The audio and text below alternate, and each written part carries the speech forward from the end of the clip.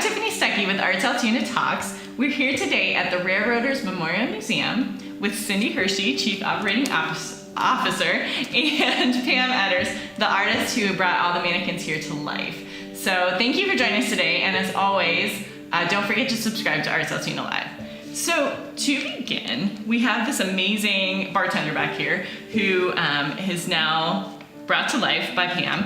How did this whole project get started? How did you end up in the museum painting the mannequins? Well, I actually think it started when we were attending a board meeting together, and I mentioned to her that if there was ever a need at the museum to touch things up or do some artwork, that I would be excited to participate and to do something here. So that's kind of where it initiated, and then she reached out to me and said, hey, we do have a project, what do you think? And now here we are. And how did, I knew some of the mannequins came painted.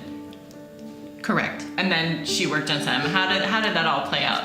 When the museum actually opened, I think we had 3 that were painted.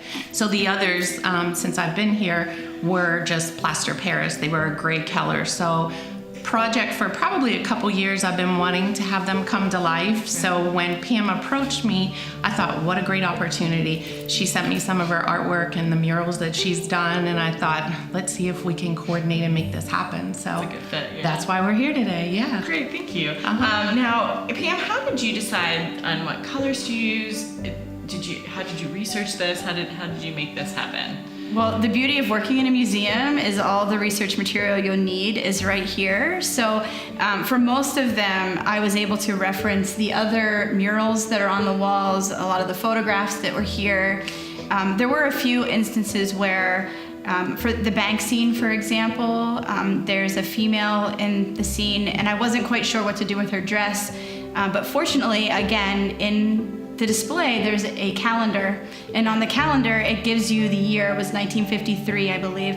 So I was able to, Google dresses 1953 and get an idea of the styling, what colors they would want to use. A lot of the colors were greens and blues, but the wall color was green. There's a lot of blue in the railroad attire, so I ended up going with a nice soft purple, but I tried to just navigate the museum and find inspiration that was already here. So it wasn't really hard to do the research because it was already completely done for me, yeah. Yeah, and we were noticing that, in the Irish bar, we have red hair, green eyes, a couple freckles on the bartender, so well done. Right. I think too, if we just want to add a little bit more, Pam was given a blank canvas, so I think that's what's wonderful. The people actually were real people that they were all done through, but I didn't give her any insight. I said, it's a blank canvas, you go ahead and take it and run with it and do what you think you should do, because I think one of the gentlemen does not have brown hair in real life. So, we were like, oh, he looks interesting with brown hair this time around. So, yeah, I think that was pretty neat as well. Now, did you learn any interesting facts about the railroad, about life in Altoona at this time as you were working here? Oh my, gosh, well, I was already a railroad fan. I've done some murals that have a lot of railroad history in them. And my grandfathers all worked on the railroad, so it's a big part of my family. I don't know, I think I was really interested. There is a display with, I forget the name of the girl. Molly. Molly, yeah. Which is the mannequin upstairs. On the 3rd floor. Yeah, and I think I was really intrigued to read a lot about how involved women got, and not just in being more of like the steward of a train, but in actually like the gritty work. And I know, I think they did a lot of like switch houses, like they were in control of a lot of those, and it brought back some memories because I grew up in Foot of 10, and my father also grew up in Foot of 10, and at the very top of the hill where the now 6 to 10 trail exists, there used to be a switch house, and my father used to tell me stories about when he was little, sort of harassing the woman that would control the switch for the train. And so it was really fun to sort of explore a lot of the history behind that, and realized that that was actually something very common, that like a lot of females were really responsible for a pretty important part of the railroad. So I think that was probably my favorite thing to really kind of learn about. So. Awesome. Now, if you haven't visited the museum yet, it is amazing. Now, I know that you've been here for about 12 years. Correct. What kind of improvements have come in this 12-year period that you've been head of the Railroaders Museum? Well, we actually several years ago took and removed all the big heavy TVs and did new flat screen TVs. We had upgraded all of the exhibits with media players instead of old laser discs. So just every year we pick a capital improvement and try to focus on that so that the upcoming season we can present it and have it open for the visitors to see. So those are probably the main two that over the last couple years. We did do the lobby show with Wiggleworks out of Ohio and Leitner Electronics. They came in and they do a lot for us. And we have 4 new shows in the lobby downstairs. So every 15 minutes, a new show plays. So and we can't put Steam with it. There's all kind of interactive exhibits that people weren't aware of that we do have here. So. And it is open 7 days a week now, correct? Yes. All the way through November. Yes, the museum's 9 to 5, Monday through Saturday, and then Sunday is 11 to 5. So, and you can visit the Horseshoe Curve too. If you buy a ticket, you can also go and see the Horseshoe Curve. Absolutely. I know my sons both love riding the incline up. Everybody does. Now, but you can't take the 200 steps, right? Now, I know one of the things that we have focused on with ArtsAltoona Talks is that there's just a lot of amazing things going on in Altoona. So what brought you both to Altoona? What made you stay? Why Altoona for you?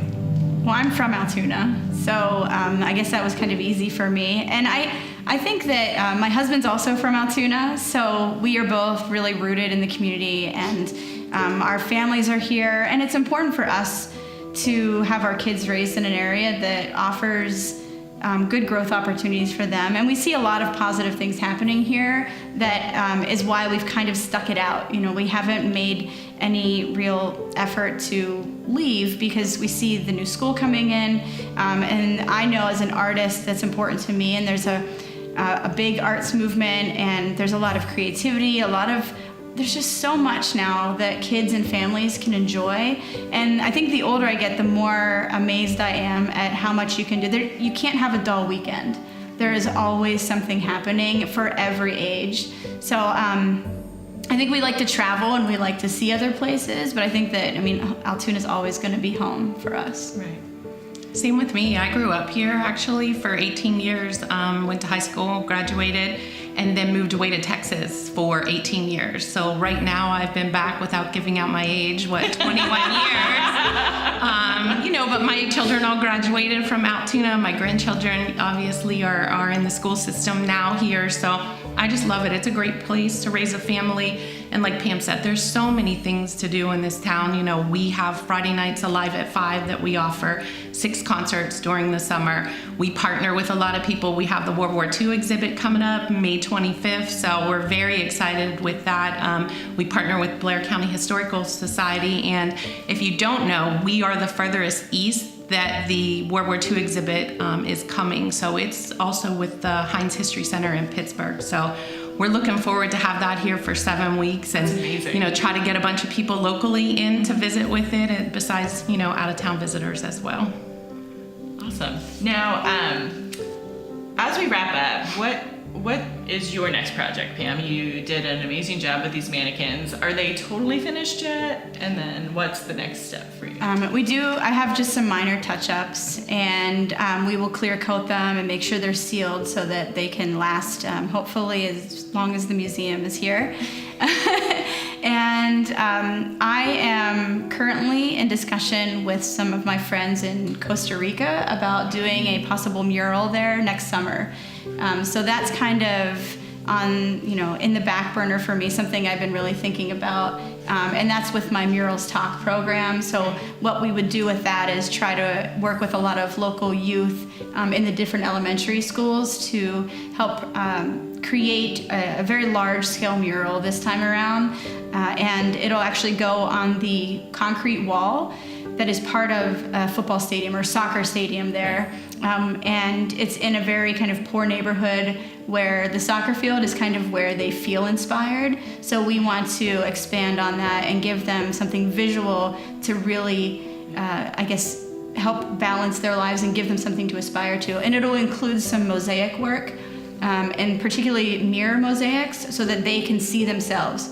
Oh, that's cool. Like reflected in the mural as part of this project, like amongst their heroes. And then I'm also working locally with UPMC Altoona to provide some artwork for the waiting rooms and in some of their hallways. They have a lot of blank space, and we've talked to them about how important it is for particularly the families of loved ones that are in the hospital to have a place that's really inviting, warm, and so we're working with them on providing a real quality atmosphere for people. And with the Railroad Museum, I was just going to say, with the World War II exhibit coming, we're getting ready for that. Very busy. That opens up May 25th. May 31st is our first Alive at 5. If you haven't attended or aren't aware of it, check out the museum's website or any of our Facebook pages. So, we bring the community together on a Friday night, about 12 to 1,500 people, enjoy good conversation, good music. The backdrop's beautiful with the train in the background and the sunset, let alone downtown Altoona. So, we're looking forward to that. And then, we have a ton of group tours. Field trips are crazy for us in May. So, we're quite busy with that. And, the summer doesn't end until, after actually Labor Day weekend, and then we start right back up again in October. Everybody wants to see fall foliage up at the Horseshoe Curve. So we've got a great lineup. Just check out our website, check out our Facebook pages, absolutely, and come on over and visit and see what new we have to offer. So, and I'm looking forward, obviously, to working with Pam on another project here. What it is yet, let me get through this season, and then I'd love to have her on board with something else. So she's been wonderful to work with. Awesome. So Thank you. Yes, and come see these amazing mannequins in person. Absolutely. So thank you guys both for joining us. And now, audience, it's your turn to share. I hope that you'll join in the discussion by leaving a comment below. Did this video inspire you? Do you have a story to share with our subscriber community? If so, let us know. And if you haven't had the opportunity, please like this video and subscribe to our channel right here on YouTube and on our Facebook page at ArtsAltoona. We have a weekly newsletter that has something for everyone in Blair County and the region. And thank you, audience, for your part in ensuring that everyone knows how amazing the Blair County community is and about people like Cyndi Hershey and Pam Etters and the Railroaders Memorial Museum that helped to make it that way. We'll see you next time at ArtsAltoona Talks.